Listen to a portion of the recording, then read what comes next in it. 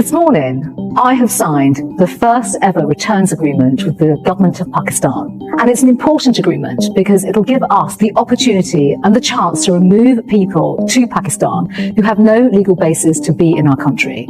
The United Kingdom has implemented a major policy shift, effectively closing its borders to most new work and study visa applicants from Pakistan and Sri Lanka. This government, I've just seen a statement by David Lammer, they've sanctioned Sri Lanka.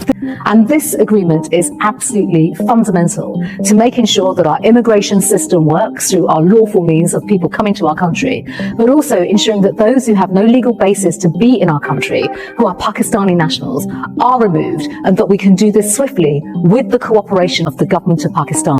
This isn't a rumour or a proposal, it's happening now. The government's decision stems from a core suspicion that a significant number of individuals from these two countries are using legal visas as a backdoor to enter the UK and then claim asylum. Today, we're breaking down exactly what this means, why it's happening, and the far-reaching consequences for everyone involved. The official justification for this drastic measure is rooted in recent Home Office data.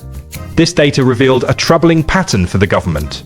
Last year, nearly 10,000 individuals who were living in taxpayer-funded accommodation, like hotels, were asylum claimants who had originally entered the UK on perfectly legal work or study visas. When officials drilled down into these numbers, they found the Pakistani and Sri Lankan nationals made up a significant portion of this group. For the UK government, this represents a fundamental abuse of the immigration system. They argue that the visa system is being exploited as a pathway to asylum, straining public resources and undermining the integrity of legal immigration routes. In response, they decided to act decisively by targeting the source. This move is part of a broader, toughening stance on immigration. Alongside this visa restriction, the UK Home Secretary announced the signing of the first ever returns agreement with the government of Pakistan. This agreement is designed to fast-track the removal of Pakistani nationals who are in the UK without a legal basis. The message is clear. The UK is not only making it harder to get in, but also easier to be removed. So what does this new policy look like in practice? It's a multi-layered approach focused on intense scrutiny. The Home Office will now instruct its officials to meticulously examine the bank statements submitted by visa holders who later apply for asylum accommodation. The goal is to build a detailed intelligence picture around applicants. They're looking for patterns, red flags, and profiles of individuals who they believe are most likely to transition from a student or worker to an asylum seeker. This is a data-driven strategy. By analysing trends, caseworkers are being trained to identify applicants who may be exploiting the system. While the government frames this as a necessary step to protect its borders, it effectively means that an applicant's nationality being from Pakistan or Sri Lanka is now a primary factor in assessing their risk profile. The human cost of this policy is immediate and profound. For countless aspiring students and skilled professionals, the United Kingdom has long been a beacon of opportunity. It represents world-class universities, thriving industries, and the chance to build a global career. This decision slams that door shut. Imagine being a brilliant student who has spent years preparing to apply to a top UK university, or a highly skilled IT professional or Doctor Who could fill a critical gap in the UK's workforce. Now, their applications are likely to be met with rejection, not based on their individual merit, qualifications, or intentions, but on suspicions tied to their passport. This sends a chilling message to international talent: you may not be welcome here. Many will now be forced to look to other countries like Canada, Australia, or Germany, which may have more welcoming immigration policies. This decision doesn't just impact those trying to get in, it has serious economic consequences for the UK itself. International students are a massive source of revenue. They pay significantly higher tuition fees than domestic students, directly funding universities and supporting local economies through rent, food, and other spending.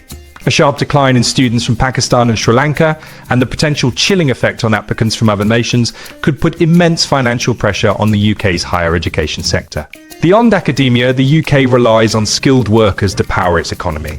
Sectors like healthcare, engineering, and information technology have persistent labour shortages that are often filled by international talent. By restricting access for professionals from these two countries, the UK risks creating a talent drain.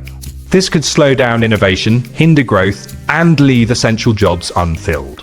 In trying to solve one problem asylum system strain the government may be creating another, a self-inflicted economic wound.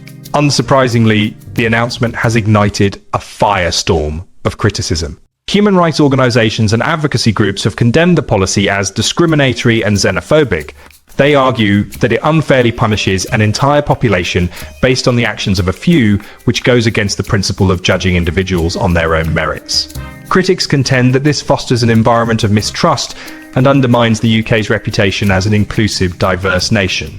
Furthermore, rights groups have raised concerns that these blanket restrictions could violate the UK's international obligations to protect individuals genuinely seeking asylum. They argue that a person's need for protection should be the primary consideration, regardless of how they enter the country. The focus, they say, should be on fixing the root causes of migration and creating a fair, efficient asylum process, not on building higher walls.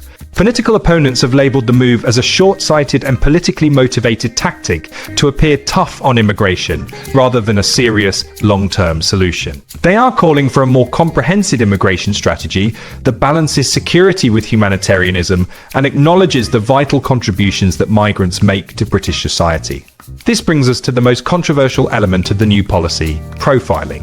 The Home Office's strategy to build intelligence around applicants and identify patterns based on nationality is a contentious practice. Critics argue that this is a slippery slope.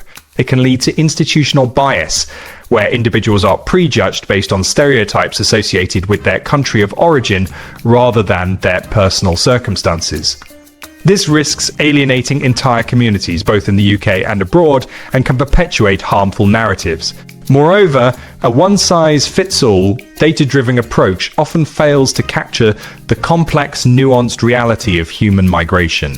An individual's decision to seek asylum can be influenced by a multitude of personal, political, and economic factors that a simple profile cannot account for. So if this approach is so problematic, what are the alternatives? A more nuanced strategy could involve implementing stricter, more thorough vetting processes for all visa applicants without resorting to blanket bans based on nationality. This could mean more in-depth interviews and more rigorous background checks to better assess an applicant's true intentions, while still keeping the door open for those who are genuinely coming to study or work. Another key alternative is to invest in better support systems for migrants once they are in the UK. Providing clear pathways to residency, access to legal assistance, and resources for integration can encourage compliance with immigration laws. When people feel they have a stake in the system and a viable future, they are less likely to fall out of status. The UK government's decision to restrict visas for Pakistanis and Sri Lankans marks a pivotal moment in its immigration policy. It's a move driven by a desire to control borders and protect the integrity of the visa system. However, the consequences are vast, affecting individuals' dreams, the UK's economy, and the nation's international standing. This policy forces a difficult conversation about what the UK wants to be. Is it a fortress focused solely on security and control, or is it an open, global nation that thrives on international talent and upholds its humanitarian value? Striking a balance between security and inclusivity is the ultimate challenge. The path the UK chooses will define its place in the world for years to come.